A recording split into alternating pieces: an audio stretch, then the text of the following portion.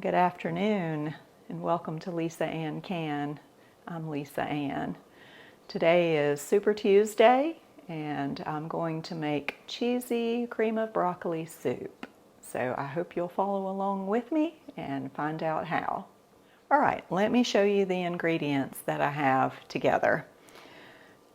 This is about 2 quarts of chopped broccoli. I bought 2 crowns from the store. Each crown cut up is about 1 quart. I have about 1.5 quarts of chicken broth. Not sure if I'm going to need all of that. 1 stick of butter. About 1/2 cup of finely chopped onion. 2 heaping cups of shredded cheese. Of course, you'll need salt and pepper to taste also. So we're going to go over to the stove top and begin.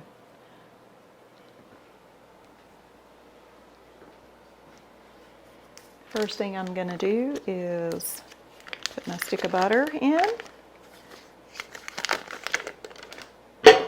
Put my heat on medium. Okay, the butter has started to melt, so I'm going to add in the onions.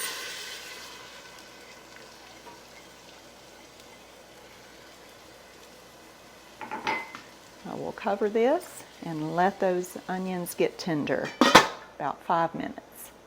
So while we're waiting for the onions to get tender, let me tell you, I got some new recording equipment for Christmas. A wireless microphone and a gimbal that allows the phone to track me while I'm recording. So you may notice when I walk over to the stove, the camera follows me. And hopefully you're able to hear me just as well with the new microphone. Sure makes my job a little easier and a little more fun. And that is thanks to my oldest son, who's the computer genius. And my aunt made me these new pot holders for Christmas, so I'm happy to be using these. All right, let's check these onions. All right, the onions are soft, so now it is time to dump in the broccoli.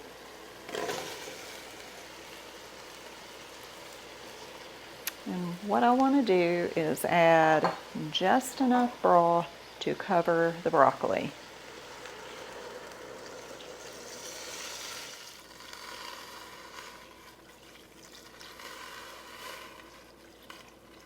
And since I only have about this much left, I'm going to use it all.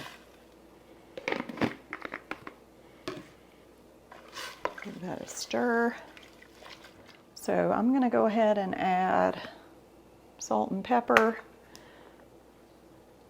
about 1/2 teaspoon of ground black pepper,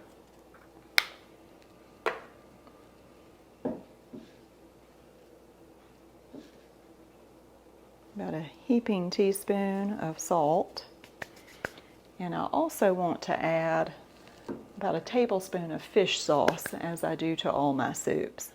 So I'll just add just a little under a tablespoon of fish sauce. Okay, the soup is just beginning to simmer, so I'm going to cover it. Look at my clock, it's 4:46. I'm going to let it simmer for about 10 to 15 minutes. And then we'll finish it up by adding the other ingredients. While we're waiting for the broccoli to get tender, I'll tell you what's on my mind today. It is Super Tuesday. Today in Georgia, which is where I'm from, is the runoff election. So our family will be going to vote this evening after we eat our soup. And though I don't talk about politics, and I won't, there's a lot going on in our nation right now that is a little sad and a little scary.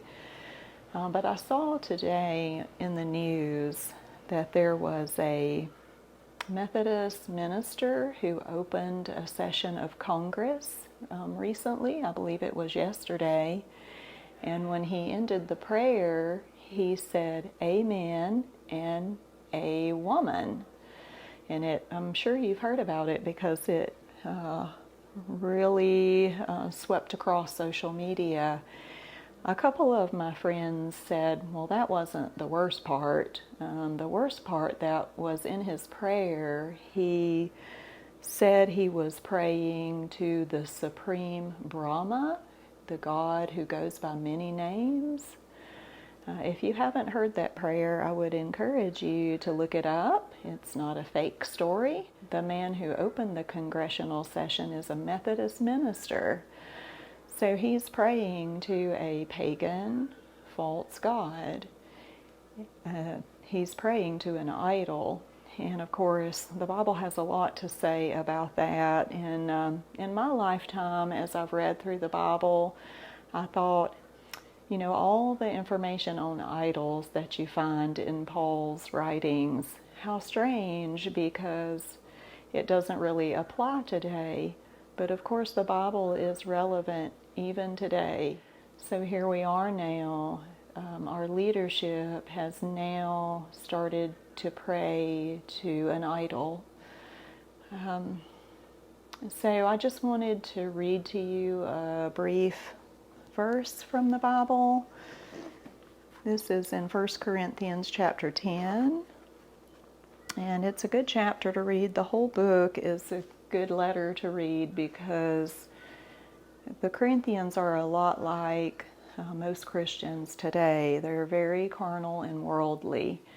And so we can all learn some things from reading it. But I wanted to read this about what it said about idols. Verse 19, what say I then, that the idol is anything, or that which is offered in sacrifice to idols is anything?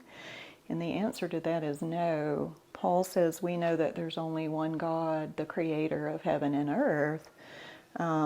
Verse 20, but I say that the things which the Gentiles sacrifice, they sacrifice to devils and not to God. And I would not that ye should have fellowship with devils, to say the least. So when this man offers up a prayer to the pagan god Brahma, he's actually praying to a devil. That should be very sobering to all of us. Folks, if you don't understand the gospel of your salvation, you need to know it now. You need to trust that Christ died for you and that he was buried and rose again the third day. He came down and he did that to pay our sin debt because there's nothing that we can do to save ourselves. When you die, you will stand before God and give an account for the things that you've done. And of course, the things that we've done, we're wicked sinners. But if you will trust in what Christ has done for you, then he's already paid the payment for all your sin. And then when you stand before the judgment seat of Christ, you'll just answer for the works that you've done for him. You'll get rewards. So it seems to me that the time is growing very short. Globalism is right around the corner. And Satan will possess a man, and he will come and rule over the whole world. And it says if you reject the truth of the gospel now, that God will send you a strong delusion that you will believe the lie, and you will worship Satan, thinking that you're worshiping Christ. So this is just a warning out of love that if you have not trusted in Christ, do it today while there's still time. This is the day of salvation. All right, it's been about 10 minutes. Let's check the broccoli. It's looking good. What I want is for it to be firm, but not hard. So the fork slips right in. So this is the point where I want to add the cheese. Give that a stir and let that cheese melt completely. So you could call this the end of cheesy broccoli soup,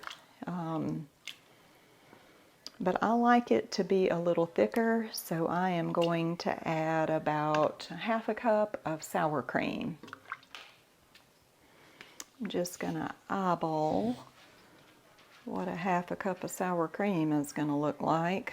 That was probably a third. That's a little more than a half. And give that a stir until the sour cream is all dissolved. You see that? So let me also add here that if you like your soup to be a little thicker and creamier, the way that you can do that is when you melt the butter, add a half a cup of flour and stir that in, and then add your broth to that. Basically, you're making a gravy. Then you can add your broccoli and a little more broth if necessary, so you'll have a thicker, creamier soup. Because I am pre-diabetic, I like to keep my meals as low carb as possible, so that is why I did not add flour to this recipe. So I'm going to give it a try, see if we need to add anything to it. That is perfect. That is just right, just the right amount of salt. Okay, so I've got it on low, but I'm going to turn the burner off and cover it. Supper is not for another hour, so I do not want to overcook it.